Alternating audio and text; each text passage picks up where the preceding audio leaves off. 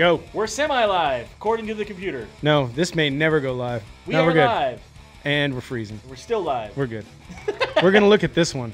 Welcome to another edition of 'Cause that's what's Split Decision MMA, your weekly MMA podcast, brought to you by My MMA News, Walkie Craft, Dependable Solutions, SynCal Studios.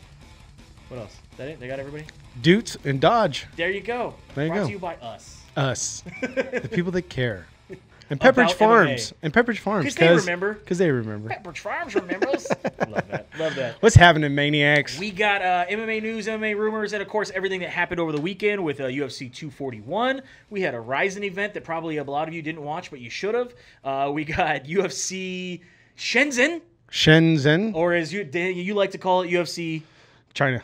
It's just easier. We also got Bellator going on this weekend, so we'll get into those a little bit later. But let's jump into top stories. Not a lot of large top stories. There's a lot of fallout from 241, so we'll probably do that for the majority of the show. But let's start off with Ronda Rousey's middle finger. God damn. Her middle finger. Damn. Ronda Rousey almost severed her left middle finger, so I guess it should be this one. Unless you're watching this in reverse, and then it's that one. I don't know how it works. It's mirrored, right? Anyway. No. Ronda Rousey. No, we're not Instagram. It's real. It's real. They're seeing what, yeah. It's real. It's not real. Memorex, for those of you who know that. You get blown away by Yeah. everything. Dun, dun, dun, dun, dun, dun, dun. Yeah, so Ronda Rousey is on a new show called 911 on Fox. Yeah. You watch this show? No. I have no idea. I don't what watch. the show is. I've got rid of DirecTV. I don't watch TV anymore. Yeah. Ronda Rousey's on this show. She was supposed to like come out of a boat, to like push the door open to this boat and like step on up and say her lines and then throw a bunch of shit out of the boat and do her whole thing.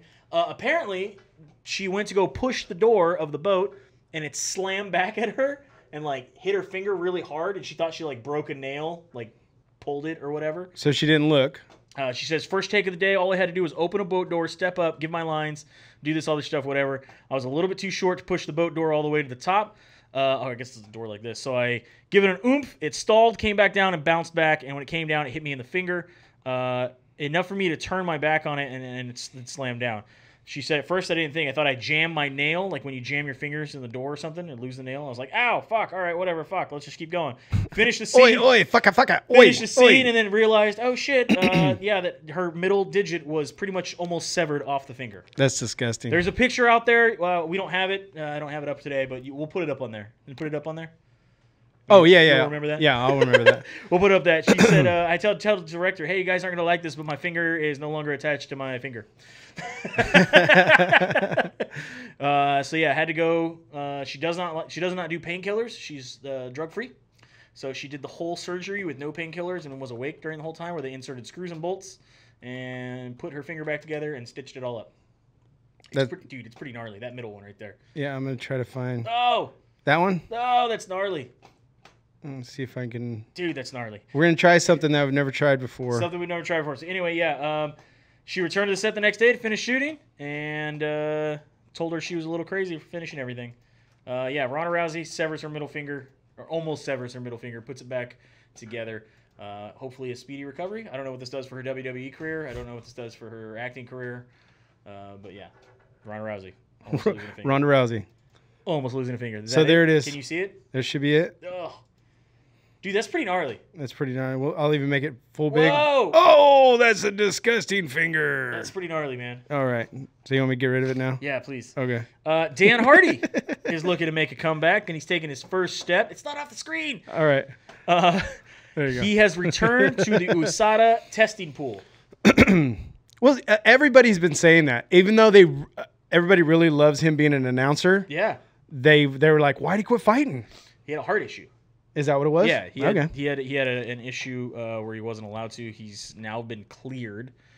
He has Wolff-Parkinson's White syndrome, where there is extra electrical pathway going on in your heart. Okay. So, and that was basically, they said that he was not allowed to fight because of that.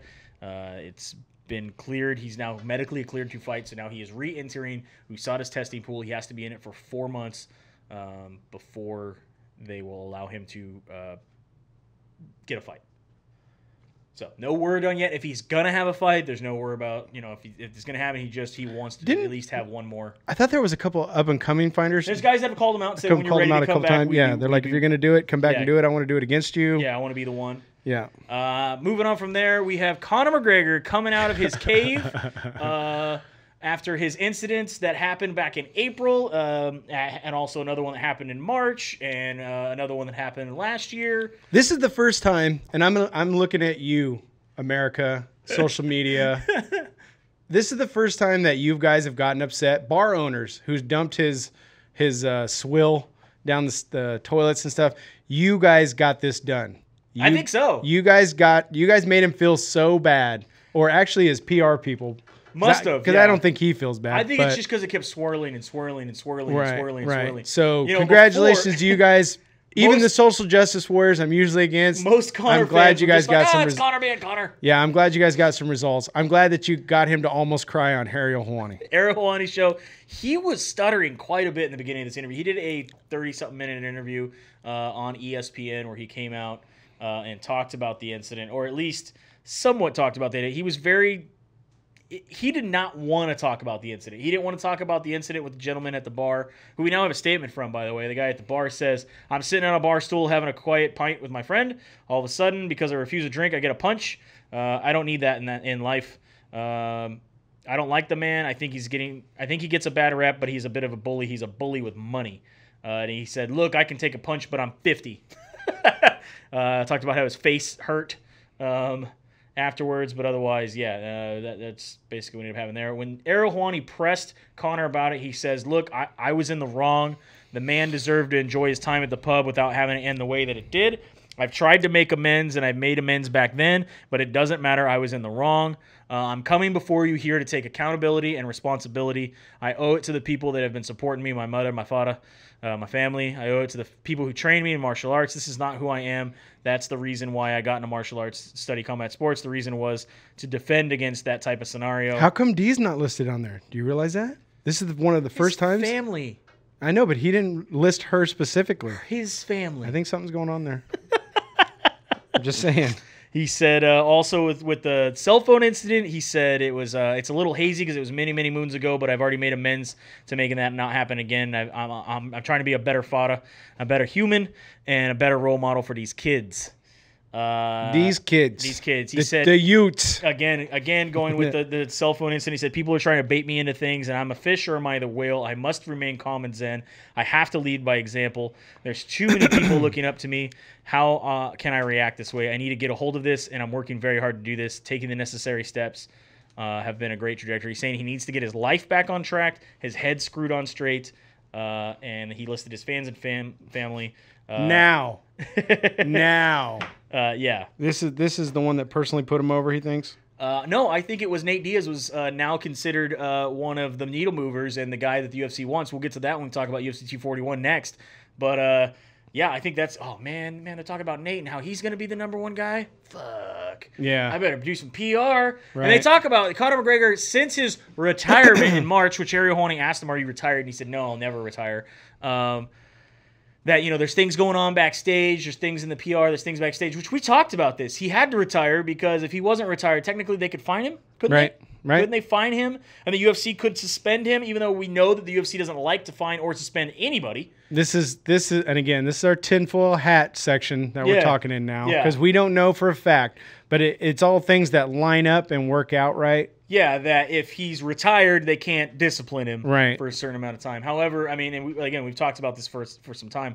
I don't know. But he has stayed in the testing pool, right? He has stayed in the testing pool. So he could always jump right back in. He also claims on this Ariel Helwani interview that he was scheduled for a return in July. However, he broke his hand in May and was unable to do this. Who would he have fought in July? They haven't said. So he hasn't said either. He said there's a lot of things going on backstage that nobody knows about. He did admit, though, that he realizes that the UFC brand will always be more important than the fighter. And that things like negotiations where he was going to have to be a co-main event broke down negotiations at the time. He has to realize that the brand is always going to outweigh the fighter. which we've said for a long time. The UFC has always looked at it that way. Right. Well, you know, they're going to keep chugging along regardless. We had hoped, especially when you start these talks about give me shares. Yeah. I want this. This is what I want. And I mean, like when we rearranged a whole schedule for Jones. I mean, that's another time where the brand doesn't seem as important as the fighter. There are times where it seems like it tends to dip the other direction. However, they felt, in my opinion, that the brand would have suffered without that Jones fight at the time. Right. As a fan, I feel like that's not necessarily true. There are other fights that I'd be interested in that I don't need John Jones to fight for me to be interested in the UFC. But on the flip side, there was an adjustment to the marijuana allowance so that we could watch two of our favorite fighters. For sure. Again, there are things that I think... you know what I mean? But do you think that those lean towards the fighters or lean towards the brand of the UFC doing what they feel is best for the brand? Right. Or like a state makes a rule about implanted titties when they've got two important fighters that they're signed that have implanted titties. You know what I mean? I could sit here and we could talk about certain rules that have been adjusted and changed specifically for a fighter that not really was for the brand, but was in really the long run. In the long Yeah, so Conor McGregor making apologies on Air Hawani show. Again, says he would like to be back. He hopes to be fighting still this year. And ideally, that's just what we want. As fans, that's all we want, is just go to the gym. I talked to a buddy and fight about this, and you're a big football guy. So I kept talking about this, like just like we've talked about on the show multiple times. Not necessarily John Jones, not necessarily Conor McGregor. I think fighters in general, you know, they started to do this in the beginning of the UFC when they put together this little, you know, fighter conduct policy or whatever. Do you feel that the UFC should hold its fighters accountable, much like the NFL does its players, so that they will suspend and fine them for things they do outside of the sport? But they do. Do you think they need to do that?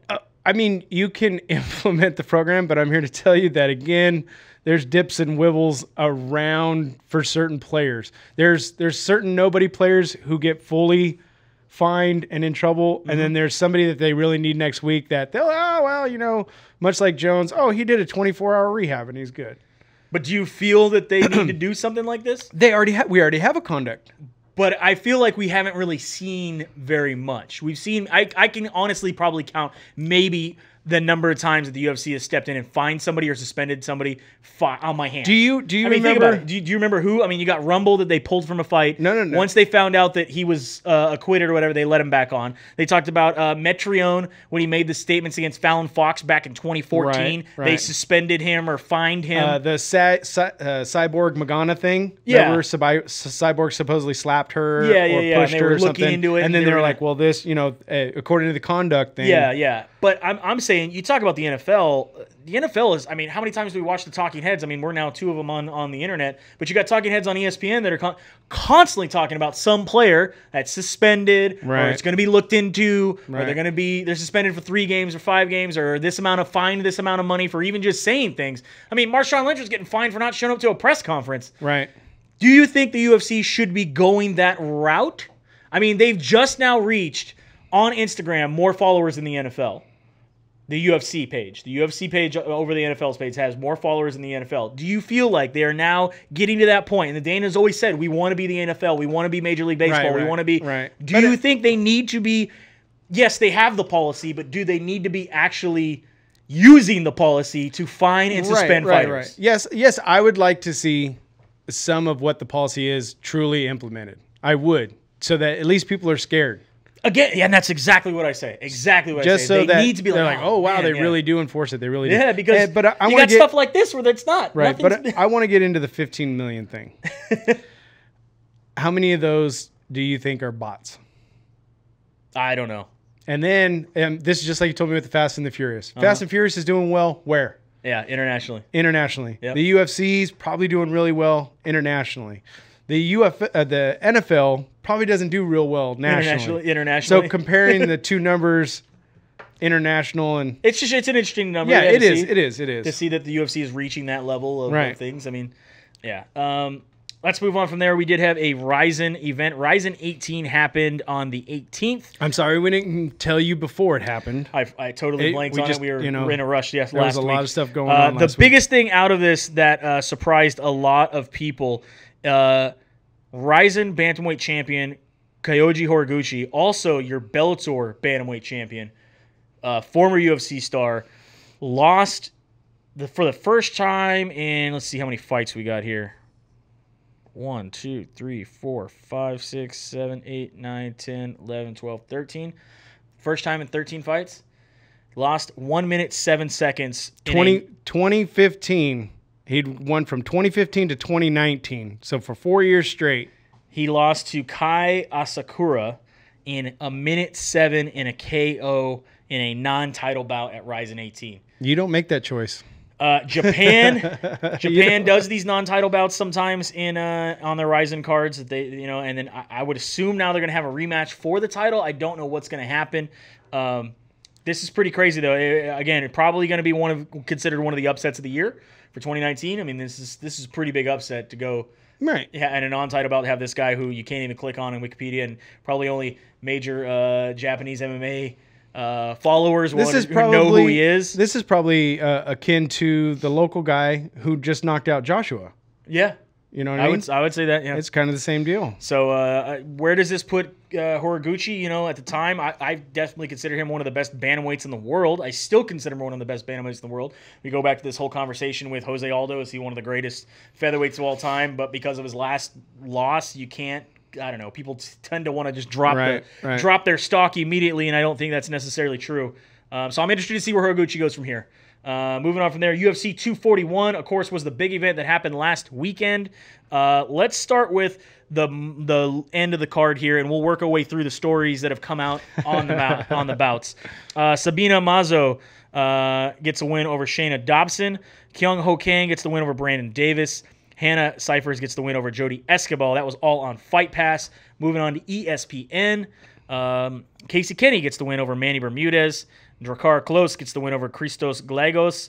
Corey Sanhagen gets the win over Rafael Sunsao. And Kama Worthy gets the win over Devontae Smith. Moving on to your main card. This was a stacked main card. I was really excited for this main card. Derek Brunson gets the win over Ian Heinz. I think that was a draw. You gave it a draw? They didn't even give it a split decision. How do you give it a draw? That's just unanimous. Just saying. Brunson. Yeah, 29-28. That's unanimous. I know. Sadiq Youssef gets the win over Gabriel Benitez with a TKO in round 1. Paulo Costa gets the win over Yoel Romero. This is another one. Let's talk about that fight. That was the one I felt was probably the most controversial. Again, that's to us at the house. I was asking, it was another we draw. were watching it at work. You were watching it at a big party, big fight watch party. And how did you feel that it went?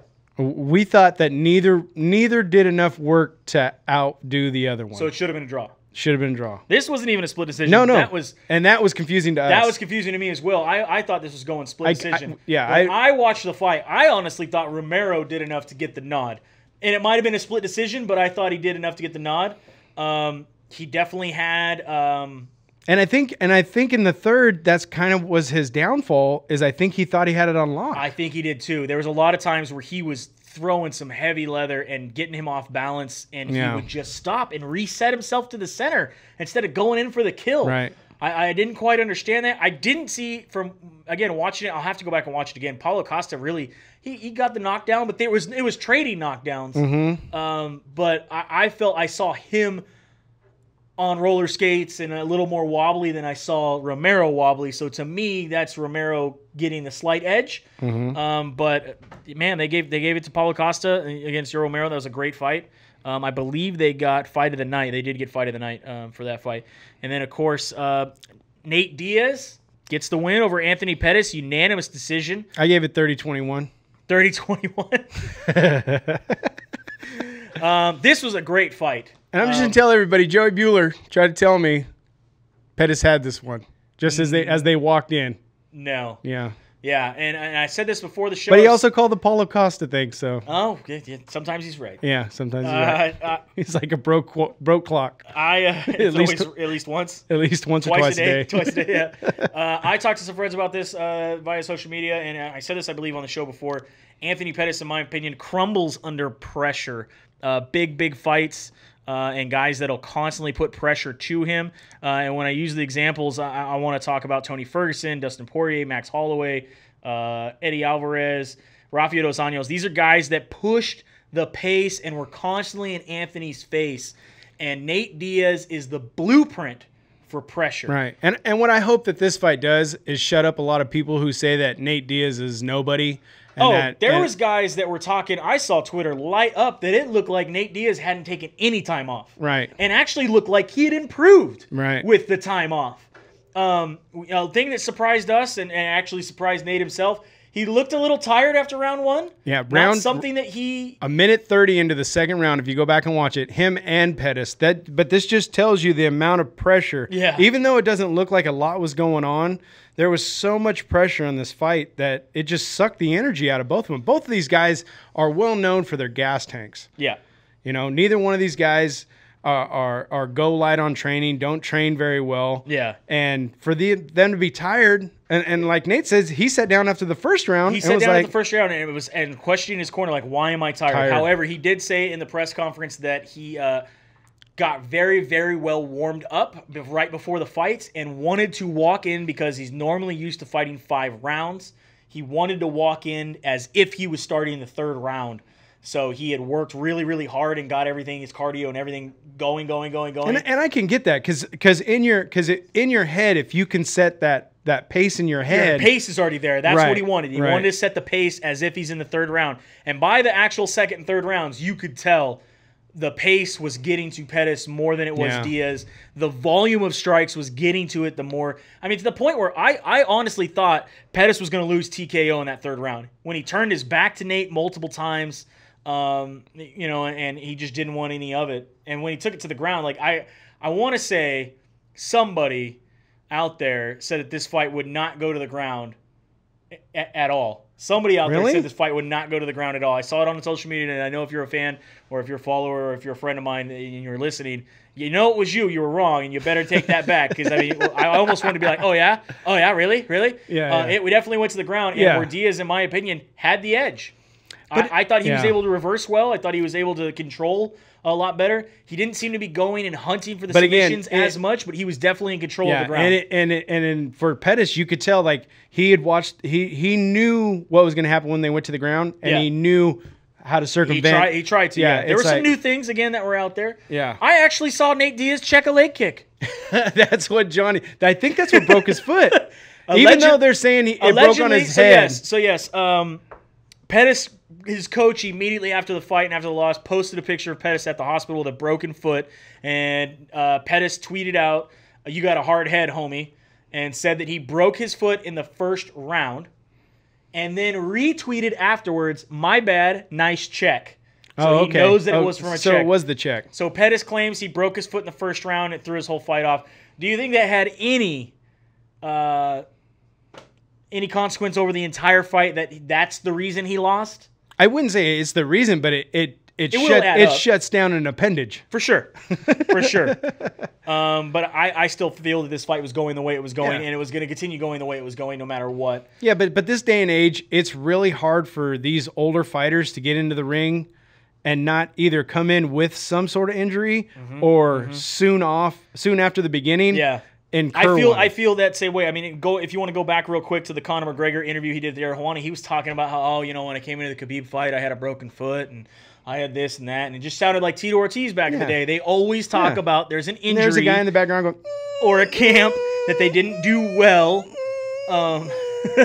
and that again, all these fighters, something always goes wrong during camp. Right. Nobody has a perfect camp. And the problem is you can't go light training because then you're not coming in ready. You're not ready. That's because didn't somebody post something that they showed pictures of Nate? He had like a shiner 2 or 3 weeks out. I will tell you this: I saw pictures of Nate the day of when he showed that weigh-in. Number one, he's moving up from 155 to 170 again, and he's a big 170er. But I kind of go with Chael Sonnen when Chael Sonnen said, "Yeah, I gave him a hug and he seemed solid." Right. I saw that picture, and then I took a picture of when he fought McGregor. He definitely looked bigger. Right. Now than when he fought McGregor, even at 170 when they both fought at 170. Yeah. Well, so I mean, he's definitely been working out. That has to come hand in hand with definitely working out. He's got a little bit more money. He's probably got a really good nutritionist now. I mean, they were already doing the vegan thing. Yeah. they asked him at the press. First of all, immediately after, he calls out Jorge Masvidal, which the fans very much appreciate. We like that fight, and he said it's going to be for the realest motherfucker championship. Right. That he has that belt, and he actually wants somebody to make him that belt so that he can fight for that belt. And then after that, the two of them are going to go fight Mayweather together. So he said it's because he feels that he should be the one deciding who is the guy to fight. He went on this interview in the press conference, and he said, and he did this interview with ESPN before that we talked about, and he did this interview at the press conference. If you haven't got a chance to watch it, make sure you check it out online. He talks about, I want guys that are going to be an actual challenge. Not a guy that the UFC's brought up and made into like this thing like they did Conor. He says, I'm not knocking Conor's hustle. Good for him. Good for him for getting in there, and good for him for running with it. But guess what, motherfucker? You're not the realest motherfucker. I am. And he's all, and I proved that when I fought him and I beat him. Right. And he said, those are the type of guys. Jose Masvidal has been around as long as I have, if not longer. Yeah. Finished him. And he finished him. I've been around as long as I have, if not longer. And he's still around. It's not guys that are just kind of cruising along. Masvidal went even later to say in an interview this week, the reason me and Nate Diaz are still around is because we don't do steroids. Right. All these other guys have kind of up and down, up and down. Right. Nate goes on to name, Ellenberger and Rick Story and all these guys that were back in the day being built up as the man and crumbled quickly. He's like, I'm still here. I'm the guy that's still here. I should be the one. That's the number one thing. They asked him about Colby Covington. He said, and Masvidal don't want to talk about it, but I think he's also kind of cured from weed. You know what I mean? I think he also said, Nate Diaz also said, Masvidal is a gangster, but he's not a West Coast gangster. You can't be a West Coast gangster. So that's who I want to fight. Masvidal says, I'll fight you on your home turf. That's what I want. I would rather fight you there, which is great. I think, again, both of them have verbally agreed. They asked if that maybe this could be the fight at Chase? Maybe eventually. Maybe. I'd like to be at Stockton Arena. Stockton. Oh. Right? How would that be? They've done Strikeforce there. They've done Elite XC. Let's do this. We're going to have to change back to 209, even though 209's already happened. Fight night 209. Just bring it all the way around. Bring it all the way around. They asked him about Colby Covington. He doesn't even know what weight class Colby Covington is. He says he doesn't even know who he is. He says, look, if we got somebody that's a good fight, that's who I want to fight. That's what I'm saying. You have to do something. You can't. If you've been here for 2 weeks and you get a hype show, I don't give a shit. I want somebody that's a good fight. And I like how somebody said, they were like, well, to have them two fight, it's almost like you're blocking so that Poirier or Nurmagomedov doesn't have to fight him. I'm like, no. I go, this works out even better. Yeah. I was like, because those two fight each other. They're already going to fight each other in September. Right. So these two fight each other, and Poirier and Nurmagomedov fight each other. So the loser fights the loser, and the winner fights the winner. And then the winner of the losers fights can fight the winner. Yeah. So nobody's being protected here. No, this is great. This all works out good. They asked Dana White if he's now a needle mover, and he said, well, yeah. I mean, obviously you have to feel, he is a needle mover. And then Diaz, I love this line. He says, yeah, he knew it then. But now it's not a good business move to tell me that I'm the shit, because now I'm going to be like, well, I'm the shit. You better give me some I'm the shit money. Right. Give me the I'm the shit money. Yeah, I truly believe that he's like, it's business. He did what he had to do. We could see close to record pay-per-view numbers for this fight. Yeah. You think so? I think this would be a big fight. He always says, I always say that the fight game is like a video game. It's like Street Fighter. Who you gonna pick? I want to pick the baddest looking motherfucker right there who does the coolest shit. And I believe I'm that. I believe I'm the coolest out there. These sorry motherfuckers. And I've been around. We sat around for 3 years and let me whip Conor McGregor's ass, and nobody said anything. Right. I wouldn't have been like, that's the best, baddest dude. He called out the dude. He got the fight. He whipped him. I want to fight him. But no, nobody called me out. He was upset that nobody called him out while he was sitting at home. No, because everybody just chalked it up as he got lucky. Yeah. And he's like, no. He's like, I saw he was the baddest. They said he was the baddest motherfucker. Fine. I want to fight the baddest motherfucker. They gave me the fight. I whooped his ass. Why didn't nobody call me out after that fight? Why? Yeah. Why are you still calling out him? Because the people were still calling him out in the belt weights because, everybody knows why that fight happened at 170 so that Conor didn't have to put the belt up. Yeah, he says, you know what? He's like, man, that guy, he's going to whip your ass. He's like, I'm like, nah, he's not going to whip my ass. That's why I'm going to fight him. Here's your blueprint. You want to fight me? Just say you want to fight me. And real recognize real. That's what he always says. Real recognize real. And then, of course, your main event, you had Stipe Miocic get the win over DC in round 4. TKO punches, gets back his belt. And this happened almost exactly like I said it was going to happen. Even to the lift and dip. I mean, I was watching this, and I'm like, all right, there you go. He's wrestling him. He's taking him down. He's landing these punches. He was landing quite. I was surprised DC was getting within the reach and hitting him as much as he was. Yeah, on a time. It was a timing thing. Yeah, and he was for doing sure. it. He was doing it perfect. He had it timed, and then he picked him up, walked him across. I'm like, he's gonna keep him up there Fucking dipped the him. whole round, and then he's gonna dump him, and then he dumped him. DC at the end of round 3 goes back, and his coaches tell him, all right, we're already up 3 rounds. You need to wrestle. You need to stay away. Don't try to knock him out. You're not there yet. Just let's do this. Let's get this done. And DC goes in there looking like he's coasting in round 4. It looked like he was like, all right, I'm up 3 rounds. I'm just going to coast. But I'm still going to strike. I'm not going to wrestle. My coach is, I'm just going to strike. And sure as shit, you have Stipe Miocic change game plans, change what he needs to do, and immediately start going to the body of a tired DC, and immediately start wearing him down, and they immediately start landing those shots to the head. Yeah, and about got 3 him up to the cage. Like he says, three of those shots in, he's seen him wince. He knew. Yeah. He knew. Got him against the cage and just pounded him out as DC went down to the mat. Good for Stipe Miocic. I was super happy in this fight. Even though I took DC, if DC would have stuck to my game plan, which he was the first 3 rounds, DC would still be champion in my opinion. If he stuck to the game plan. I don't think he would have got the finish. He would have got the he would have got the decision. He would have got the decision. But good for Stipe, man. I am super happy for Stipe. Stipe was definitely down 3 rounds. He was down 3 rounds for sure. I am super happy for Stipe. Like he said, what did he say? I was fighting like a bitch. Yeah. You know, and I can see what he's saying to go back and watch that, and it's like, what am I doing? Because that's what I was saying too. I'm like, what are you doing? What are you doing? What are you doing, You're dude? throwing this thing away. Yeah, because I was like, I was so happy. I did see Nate come in with like 0 ring rust. Yeah. Obviously, it made some real big changes. Big adjustments. Big adjustments. He did everything that I was like, well, fuck this. Maybe Stipe's going to do the same thing. And then the fight started, and I was like, God damn it, What are you doing? What are you doing? What are you doing? Making me look bad. Fucking Brandon's right. I can't go do the show with Brandon. You know what happens when he's right? His fucking head's so big we can't even get it in the door. We gotta get a head horn. T size. We gotta get a head horn to slide him through the door. Awesome night of fights. A couple of takeaways from this UFC 241. The California State Athletic Commission is looking into the dehydration and weight management, extreme weight cutting situation that is going on in MMA. This has been going on for a long time. They monitor it quite closely. However, they haven't really done a whole lot. As of recently, obviously, we talked about Aspen Ladd being forced to move up and I after feel that, multiple times. And the fact that they brought it up and made such a big deal about it this time, I believe there's something going on behind closed doors that Andy Foster of the of the California State Athletic Commission has come out and said that behind closed doors they are working on creating some way to fully enforce weight cutting that would even allow them to cancel fights day of if they surpass the 10% weight gain limit. So what they are saying is that dehydration, even a main card, dehydration is 5%, 5 to 7% fluid loss. Moderate dehydration is 8 to 11%. Severe dehydration is 11 to 12.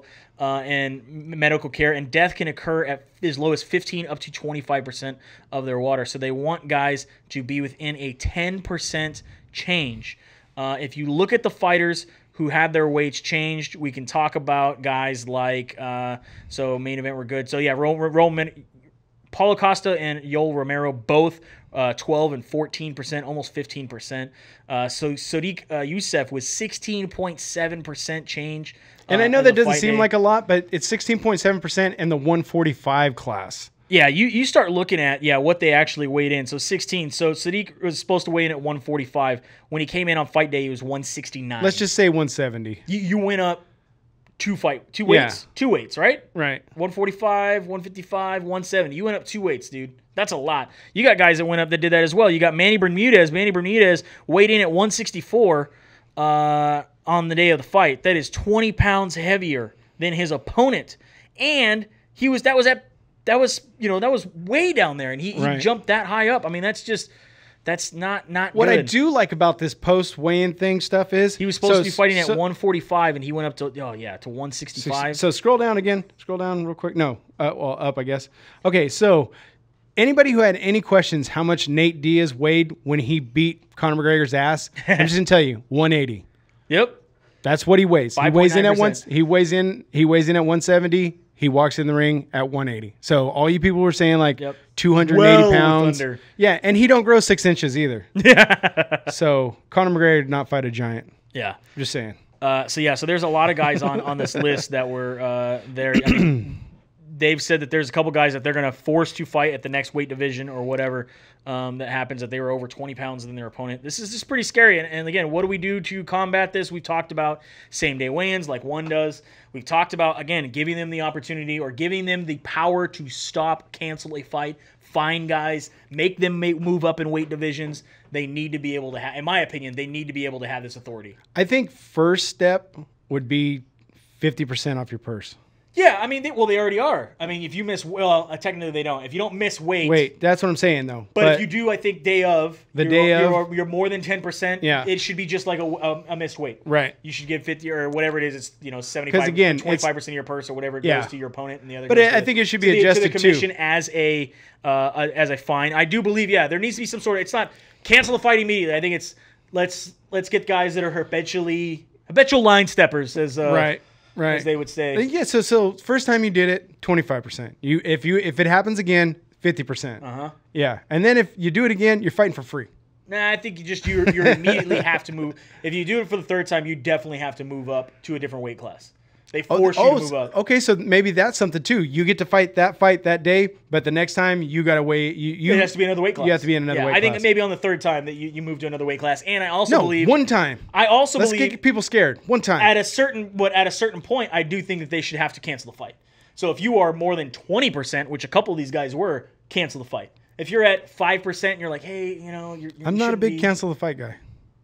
You want safety, or do you want guys die in the ring? Yeah. All right, let's move on. Also, what was going on UFC 241? Colby Covington was in attendance in the whether anybody liked it or not. Yeah, a lot of people did not like it. He was booed mercilessly, constantly, nonstop. He was getting booed. Security came over to Dana White multiple times and said that they should try to either make him leave or move him somewhere. And he said, no, everyone needs to be a fucking professional because I don't have another seat. They actually got the gate, the record gate for the center that they were in. We have a big night, and I don't need fights going on over here breaking out. We know that Jorge Masvidal was moving closer and switching seats with Max Holloway. We don't know what was going on, but it was a lot of drama going on constantly around the Colby Covington section. But in his defense, there was also a family with the last name of Trump that was kind of drawing some attention too. So they weren't there. They weren't there this time? They were at his fight. They were at his fight. Okay. Yeah, no. The only Trump that was there was his hat. It was his hat. His MAGA and still, I still bet that brings a lot of problems. Yeah, oh yeah. That's why he wears it. Yeah. Moving on from there, we have Bellator going on tomorrow. Right? This is going on tomorrow. This is going to be on the Paramount Network, so if you got cable, you can watch this. 220. Is it 225? 226. 225. The main card, you got David Rickles going against Yaroslav Amirasov, Tyrell Fortune going against Rudy Skafaroth, Alejandro Lara going against Taylor Turner, Vitaly Mikanov going up against Yavi Ayaya, and of course Matt Matrione getting a rematch against Sergey Karnatonov, which should be a great heavyweight bout. Again, this is all going down on Paramount Network as well as DAZN, and then UFC China, as Dennis likes to call it, UFC Shenzhen, UFC Fight Night Andrade versus Zhang, UFC Fight Night 157, UFC Fight Night on ESPN Plus 15 is going down on ESPN Plus. It seems like a very small card. I feel like multiple people had to pull out of this card. This is going down. Wow. Oh, this isn't going down until next Friday. Do we still want to talk about it? I don't think so. We'll wait. Why did we talk about it? I thought it was going on this weekend. So that's not the reason that the card's short is because it's not even the full. That's not even the full card. It should be the full card. They should have the full card by next week. Yeah. Are you seriously thinking that they're still going to add all those fighters? There's nobody's been out there. I don't even know why I put it on our thing now. All right. Well, you can take it down. Okay.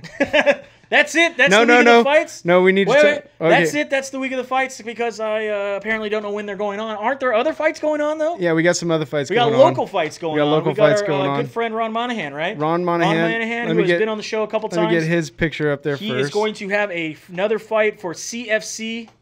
This is called Fury. This is going down to the Chicken Ranch. When is that going down? This Friday, tomorrow. Saturday? Tomorrow. August 24th. There you go. Chicken Ranch. And Up in then- Jamestown, California. Make sure you check that out. Support our local boy, Ron Monahan, going up against Cody. Let me get the second Cody image Sons. up. Cody, that he's going against Cody Sons, Going and against Cody then Sons. And then we got another and then image. Oscar himself, the man who puts on these fights, is also fighting. I don't know. Wow. I don't know how the commission allows that, but it happens. Hey, what's his name did it in World Series Fighting? Did he? Oh Yeah. yeah. So there you go. There's the other one. It's allowed.